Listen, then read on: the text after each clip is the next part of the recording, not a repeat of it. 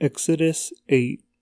Then the Lord said to Moses, "Go back to Pharaoh and announce to him, 'This is what the Lord says. Let my people go so they can worship me. If you refuse to let them go, I will send a plague of frogs across your entire land. The Nile River will swarm with frogs. They will come up out of the river and into your palace, even into your bedroom and onto your bed. They will enter the houses of your officials and your people. They will even jump into your ovens and your kneading bowls. Frogs will jump on you, your people, and all your officials." Then the Lord said to Moses, "Tell Aaron, raise the staff in your hand over all the rivers, canals, and ponds of Egypt, and bring up frogs over all the land." So Aaron raised his hand over the waters of Egypt, and frogs came up and covered the whole land. But the magicians were able to do the same thing with their magic. They too caused frogs to come up on the land of Egypt. Then Pharaoh summoned Moses and Aaron and begged, "Plead with the Lord to take the frogs away from me and my people. I will let your people go so they can offer sacrifices to the Lord."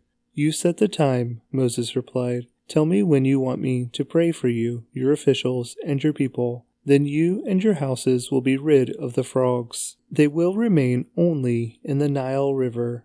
"Do it tomorrow," Pharaoh said. "All right," Moses replied. "It will be as you have said. Then you will know that there is no one like the Lord our God. The frogs will leave you and your houses, your officials, and your people. They will remain only in the Nile River." So Moses and Aaron left Pharaoh's palace, and Moses cried out to the Lord about the frogs he had inflicted on Pharaoh. And the Lord did just what Moses had predicted. The frogs in the houses, the courtyards, and the fields all died. The Egyptians piled them into great heaps, and a terrible stench filled the land. But when Pharaoh saw that relief had come, he became stubborn. He refused to listen to Moses and Aaron, just as the Lord had predicted. So the Lord said to Moses, "Tell Aaron, raise your staff and strike the ground. The dust will turn into swarms of gnats throughout the land of Egypt." So Moses and Aaron did just as the Lord had commanded them. When Aaron raised his hand and struck the ground with his staff,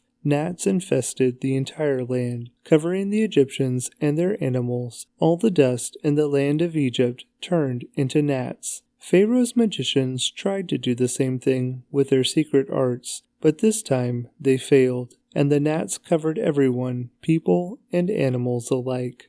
"This is the finger of God," the magicians exclaimed to Pharaoh. But Pharaoh's heart remained hard. He wouldn't listen to them, just as the Lord had predicted. Then the Lord told Moses, "Get up early in the morning and stand in Pharaoh's way as he goes down to the river. Say to him, 'This is what the Lord says. Let my people go so they can worship me. If you refuse, then I will send swarms of flies on you, your officials, your people, and all the houses. The Egyptian homes will be filled with flies, and the ground will be covered with them. But this time I will spare the region of Goshen, where my people live. No flies will be found there. Then you will know that I am the Lord, and that I am present even in the heart of your land. I will make a clear distinction between my people and your people. This miraculous sign will happen tomorrow."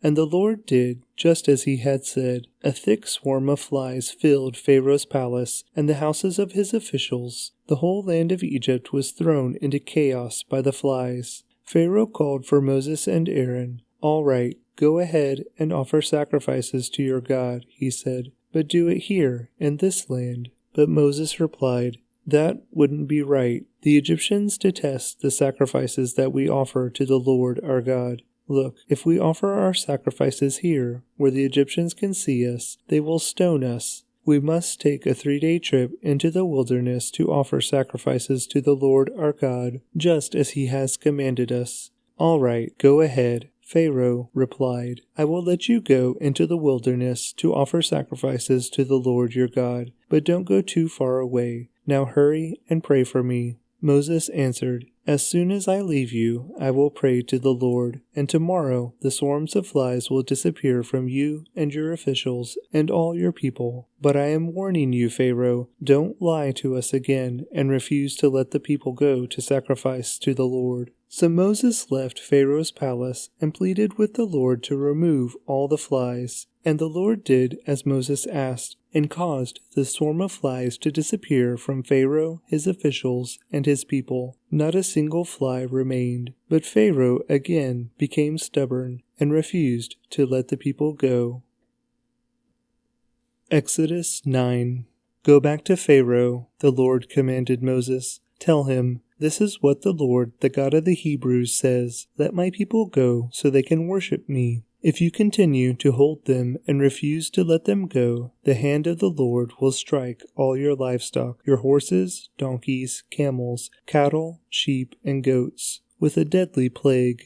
But the Lord will again make a distinction between the livestock of the Israelites and that of the Egyptians. Not a single one of Israel's animals will die. The Lord has already set the time for the plague to begin. He has declared that he will strike the land tomorrow." And the Lord did just as he had said. The next morning all the livestock of the Egyptians died, but the Israelites didn't lose a single animal. Pharaoh sent his officials to investigate, and they discovered that the Israelites had not lost a single animal. But even so, Pharaoh's heart remained stubborn, and he still refused to let the people go. Then the Lord said to Moses and Aaron, "Take handfuls of soot from a brick kiln and have Moses toss it into the air while Pharaoh watches. The ashes will spread like fine dust over the whole land of Egypt, causing festering boils to break out on people and animals throughout the land." So they took soot from a brick kiln and went and stood before Pharaoh. As Pharaoh watched, Moses threw the soot into the air, and boils broke out on people and animals alike. Even the magicians were unable to stand before Moses, because the boils had broken out on them and all the Egyptians. But the Lord hardened Pharaoh's heart, and just as the Lord had predicted to Moses, Pharaoh refused to listen. Then the Lord said to Moses, "Get up early in the morning and stand before Pharaoh. Tell him, 'This is what the Lord, the God of the Hebrews, says. Let my people go so they can worship me. If you don't, I will send more plagues on you and your officials and your people. Then you will know that there is no one like me in all the earth. By now I could have lifted my hand and struck you and your people with a plague to wipe you off the face of the earth. But I have spared you for a purpose, to show you my power, and to spread my fame throughout the earth. But you still lord it over my people and refuse to let them go. So tomorrow, at this time, I will send a hailstorm, more devastating than any in all the history of Egypt. Quick, order your livestock and servants to come in from the fields to find shelter. Any person or animal left outside will die when the hail falls." Some of Pharaoh's officials were afraid because of what the Lord had said. They quickly brought their servants and livestock in from the fields. But those who paid no attention to the word of the Lord left theirs out in the open. Then the Lord said to Moses, "Lift your hand toward the sky so hail may fall on the people, the livestock, and all the plants throughout the land of Egypt." So Moses lifted his staff toward the sky, and the Lord sent thunder and hail, and lightning flashed toward the earth. The Lord sent a tremendous hailstorm against all the land of Egypt. Never in all the history of Egypt had there been a storm like that, with such devastating hail and continuous lightning. It left all of Egypt in ruins. The hail struck down everything in the open field, people, animals, and plants alike. Even the trees were destroyed. The only place without hail was the region of Goshen, where the people of Israel lived. Then Pharaoh quickly summoned Moses and Aaron. "This time I have sinned," he confessed. "The Lord is the righteous one, and my people and I are wrong. Please beg the Lord to end this terrifying thunder and hail. We've had enough. I will let you go. You don't need to stay any longer." "All right," Moses replied. "As soon as I leave the city, I will lift my hands and pray to the Lord. Then the thunder and hail will stop, and you will know that the earth belongs to the Lord. But I know that you and your officials still do not fear the Lord God." All the flax and barley were ruined by the hail, because the barley had formed heads and the flax was budding. But the wheat and the emmer wheat were spared, because they had not yet sprouted from the ground. So Moses left Pharaoh's court and went out of the city. When he lifted his hands to the Lord, the thunder and hail stopped, and the downpour ceased. But when Pharaoh saw that the rain, hail, and thunder had stopped, he and his officials sinned again, and Pharaoh again became stubborn. Because his heart was hard, Pharaoh refused to let the people leave, just as the Lord had predicted through Moses. Exodus 10. Then the Lord said to Moses, "Return to Pharaoh and make your demands again. I have made him and his officials stubborn, so I can display my miraculous signs among them. I've also done it so you can tell your children and grandchildren about how I made a mockery of the Egyptians and about the signs I displayed among them, and so you will know that I am the Lord." So Moses and Aaron went to Pharaoh and said, "This is what the Lord, the God of the Hebrews, says. How long will you refuse to submit to me? Let my people go so they can worship me. If you refuse, watch out, for tomorrow I will bring a swarm of locusts on your country. They will cover the land so that you won't be able to see the ground. They will devour what little is left of your crops after the hailstorm, including all the trees growing in the fields. They will overrun your palaces and the homes of your officials and all the houses in Egypt. Never in the history of Egypt have your ancestors seen a plague like this one." And with that, Moses turned and left Pharaoh. Pharaoh's officials now came to Pharaoh and appealed to him. "How long will you let this man hold us hostage? Let the men go to worship the Lord their God. Don't you realize that Egypt lies in ruin?" So Moses and Aaron were brought back to Pharaoh. "All right," he told them, "go and worship the Lord your God. But who exactly will be going with you?" Moses replied, "We will all go, young and old, our sons and daughters, and our flocks and herds. We must all join together in celebrating a festival to the Lord." Pharaoh retorted, "The Lord will certainly need to be with you if I let you take your little ones. I can see through your evil plan. Never. Only the men may go and worship the Lord, since that is what you requested." And Pharaoh threw them out of the palace.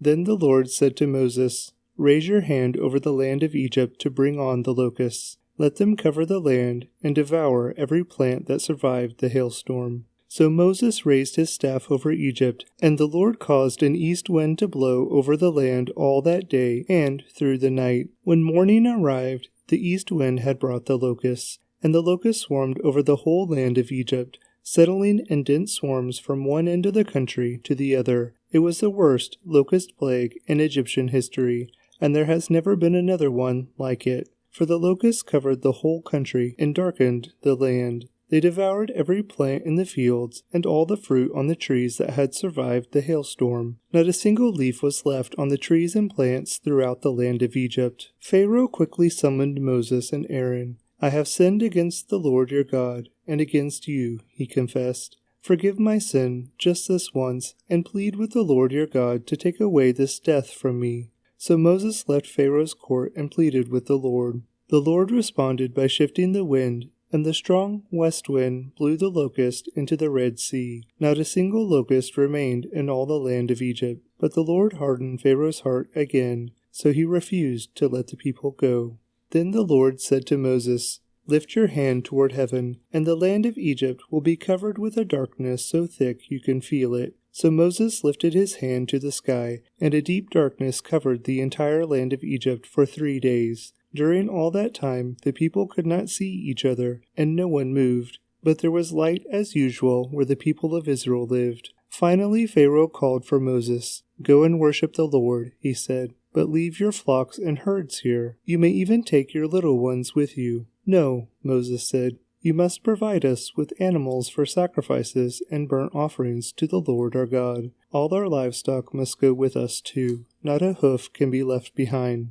We must choose our sacrifices for the Lord our God from among these animals, and we won't know how we are to worship the Lord until we get there."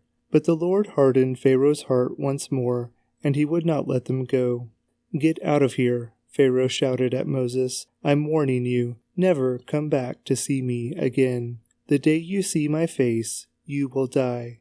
"Very well," Moses replied. "I will never see your face again." Matthew 20. For the kingdom of heaven is like the landowner who went out early one morning to hire workers for his vineyard. He agreed to pay the normal daily wage and sent them out to work. At 9 o'clock in the morning, he was passing through the marketplace and saw some people standing around doing nothing. So he hired them, telling them he would pay them whatever was right at the end of the day. So they went to work in the vineyard. At noon and again at 3 o'clock, he did the same thing. At 5 o'clock that afternoon, he was in town again and saw some more people standing around. He asked them, "Why haven't you been working today?" They replied, "Because no one hired us." The landowner told them, "Then go out and join the others in my vineyard." That evening, he told the foreman to call the workers in and pay them, beginning with the last workers first. When those hired at 5 o'clock were paid, each received a full day's wage. When those hired first came to get their pay, they assumed they would receive more, but they too were paid a day's wage. When they received their pay, they protested to the owner, "Those people worked only 1 hour, and yet you've paid them just as much as you paid us, who worked all day in the scorching heat."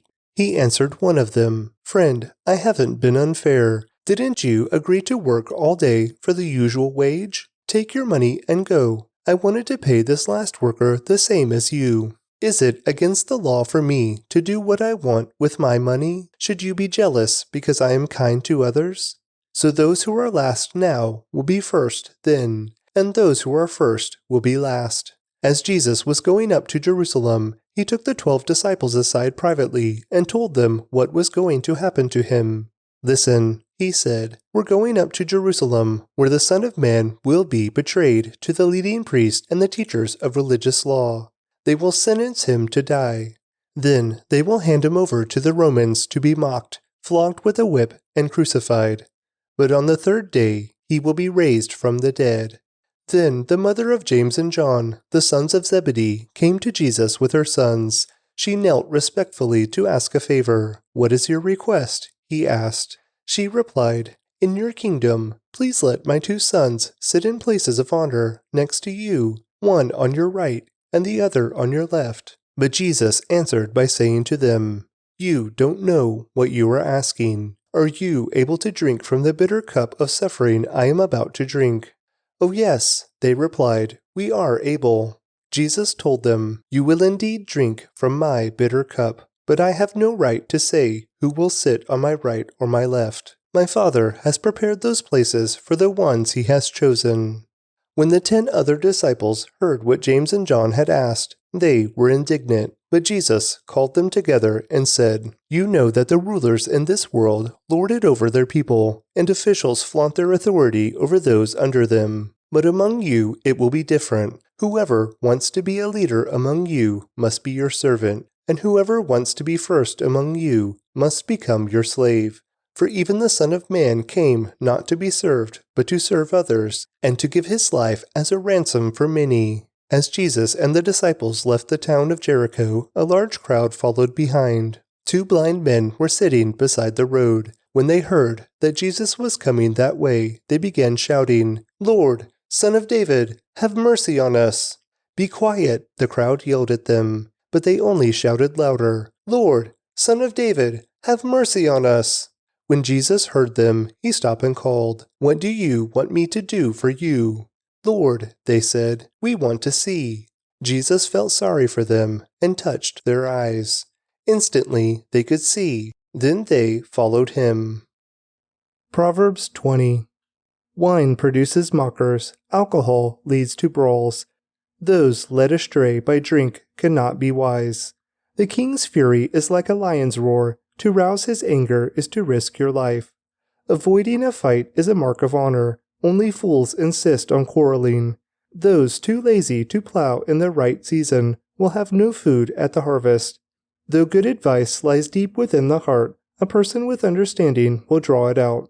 Many will say they are loyal friends, but who can find one who is truly reliable? The godly walk with integrity. Blessed are their children who follow them. When a king sits in judgment, he weighs all the evidence, distinguishing the bad from the good. Who can say, I have cleansed my heart, I am pure and free from sin? False weights and unequal measures. The Lord detests double standards of every kind. Even children are known by the way they act, whether their conduct is pure. Ears to hear and eyes to see, both are gifts from the Lord. If you love sleep, you will end in poverty. Keep your eyes open, and there will be plenty to eat. The buyer haggles over the price, saying, It's worthless, then brags about getting a bargain.